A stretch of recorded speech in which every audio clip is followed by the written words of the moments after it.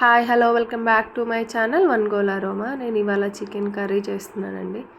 Easiest వేలో చేస్తున్నాను, సింపుల్గా. బ్యాచిలర్స్ కూడా చక్కగా చేసుకోవచ్చు. నేనైతే ఇక్కడ మ్యారినేట్ ప్రాసెస్ స్టార్ట్ చేశాను. దానికి కావాల్సినవి అయితే చూడండి. కొంచెం గరం మసాలా, పసుపు, కరివేపాకు, 1.5 టేబుల్ స్పూన్ కారము, 2 పచ్చిమిర్చి, కొంచెం కల్లుప్పు వాడతానండి. ఇదిగోండి ఉప్పు సరిపడా, మళ్ళీ మనం కర్రీలో యూస్ చేస్తాము, ఎక్కువ వేసుకోవద్దు, ముక్కలకి సరిపడా అయితే వాడండి. సో ఇలా చక్కగా కలిపేసుకోండి. మనం వేసిన మసాలాలన్నీ దానికి పట్టేంత వరకు కలిపేసుకోండి. 2 టేబుల్ స్పూన్స్ అల్లం వెల్లుల్లి పేస్ట్ వేసుకొని బాగా కలపండి. అదంతా బాగా పట్టాలి ముక్కలకి. మనం ఎంత బాగా కలిపితే అంత బాగా పడుతుంది.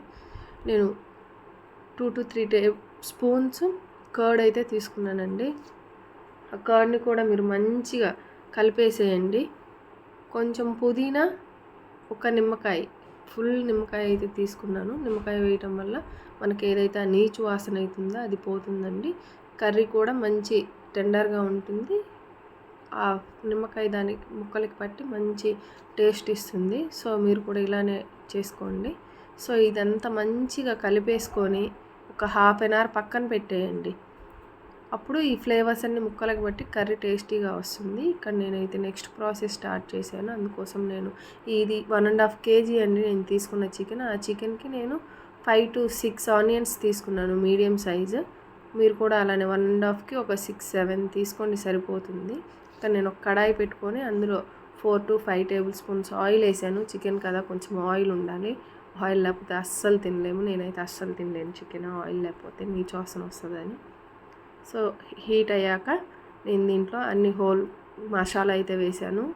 చెక్క, లవంగ, ఇలాచి, 1 ఇంచ్ ఆకు అయితే వేసాను. అందులో మెంతిపొడి, పసుపు కూడా వేసేసి ఉల్లిపాయలు కూడా వేసేసానండి. ఇవి చక్కగా ఫ్రై అవ్వాలి.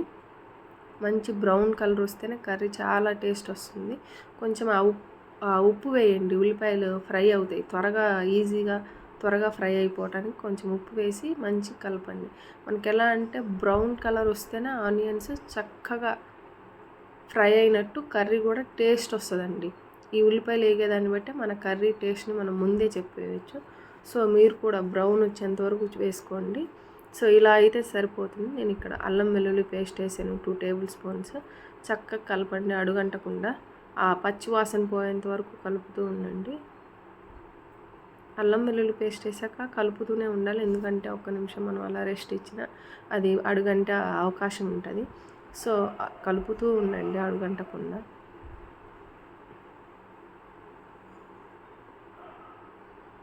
నేను ఇక్కడ నేను ఏదైతే మ్యారినేట్ చేసి పెట్టుకున్నానో ఆ చికెన్ యాడ్ చేస్తున్నానండి. చక్కగా మొత్తం నేను 1.5 kgకి 6 or 7 ఆనియన్స్ తీసుకున్నాను, 2 పచ్చిమిర్చి. ముందే మ్యారినేట్ చేసిన దాంట్లో ఇంకో 2 పచ్చిమిర్చి వేసాను కదా. ఇక్కడ 1.5 స్పూన్ కారం కూడా వేసాను, మీరు గమనించాలి. సో కారం కూడా మీకు తగినట్టు వేసుకోండి. ఉప్పు కూడా వేసాను కాబట్టి అన్నీ చూసుకొని మీకు సరిపడా వేసుకోండి. ఇలా మంచి కలపాలండి. మనము ఉల్లిపాయల మిశ్రమం ఏదైతే ఉందో అదంతా కర్రీకి పట్టి మంచి ఫ్లేవర్ వచ్చేంత వరకు కలుపుతూనే ఉండండి.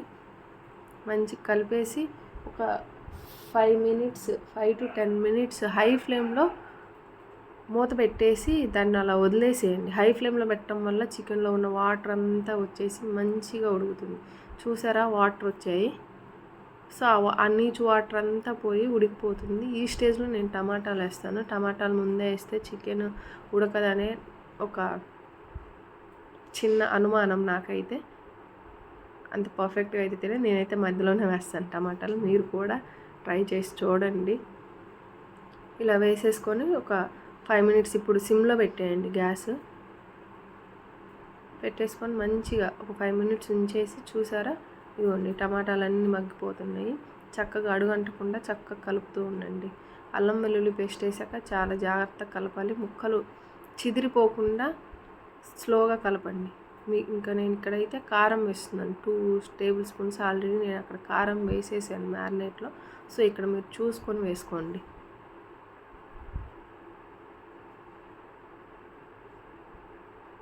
చక్కగా కలిపేయండి. ఆ కారం అంతా ఆ ముక్కలకు పట్టేంత వరకు కలిపేసి ఒక మీడియం ఫ్లేమ్లో పెట్టేసి ఒక 10 మినిట్స్ బాగా ఉడకనివ్వండి. ఆ కారం అదంతా పట్టేంత వరకు ఉడకనివ్వాలి చక్కగా.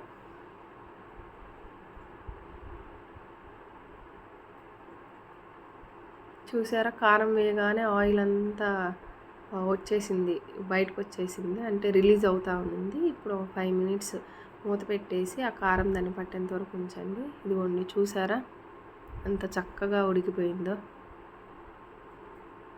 వావ్, సూపర్గా ఉందండి, కలర్ఫుల్గా ఉంది. మీరు తప్పకుండా ట్రై చేయండి, చాలా బాగుంటుంది కర్రీ. ఇక్కడ మీకు కావాల్సినంత వాటర్ అయితే యాడ్ చేసుకోండి.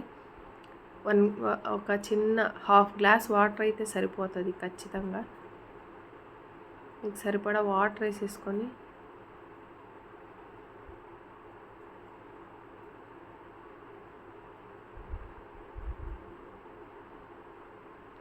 చక్కగా కలిపేసుకోండి. ఇప్పుడే టేస్ట్ అయితే చూసుకోండి, ఉప్పు సరిపోయిందా లేదా అని. మళ్ళీ తర్వాత వేస్తే ముక్కలకి పట్టదండి, ముక్కలు చప్పగా ఉంటాయి. సో ఆ స్టేజ్లో చూసుకొని ఉప్పు వేసేసుకొని మీడియం ఫ్లేమ్ పెట్టుకొని, మరీ హైలో పెట్టొద్దు, మరి లోలో పెట్టొద్దు, మీడియంకి కొంచెం ఎక్కువ ఫ్లేమ్ పెట్టేసి బాగా ఉడకనివ్వండి. ఆ వాటర్ ఏదైతే మనం వేసామో అదంతా చక్కగా ఒక గ్రేవీలాగా, ఆ కన్సిస్టెన్సీ గ్రేవీలాగా వస్తుంది, మంచిగా చిక్కటి గ్రేవీ వస్తుంది. సో అప్పటి వరకు ఉడికిద్దాము. చూసారా చికెన్ ఎంత చక్కగా ఉడుకుతుందో. కొంచెం కరివేపాకు వేయండి, వేయటం వల్ల మంచి ఫ్లేవర్ వస్తుంది. పుదీనా కరివేపాకు వేయటం వల్ల ఆ ఉడికేటప్పుడు మంచి ఫ్లేవర్ వచ్చి మంచి అరోమా వస్తుంది అనమాట కర్రీకి.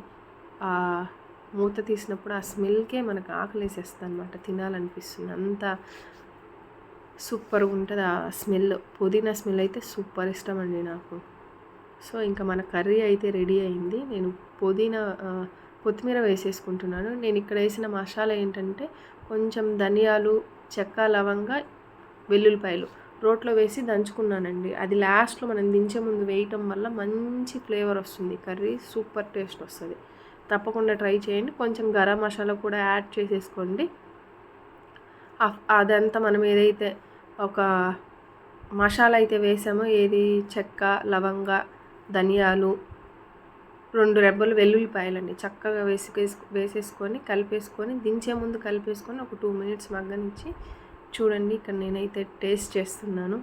వావ్, సూపర్ అయితే సూపర్ ఉందండి. నేను రైస్ కూడా పులావ్ రైస్ చేశాను చికెన్ కర్రీలోకి. ఇవాళ మాకు ఫుల్ వర్షం పడుతుందండి, అందుకే వేడివేడిగా తిందామని చికెన్ కర్రీను పులావ్ చేశాను. మీరు కూడా ట్రై చేయండి. పులావ్ కూడా ఛానల్లో పెడతానండి, లెందీ అయిపోతుందని వీడియో పెట్టలేదు. Thank you. సబ్స్క్రైబ్.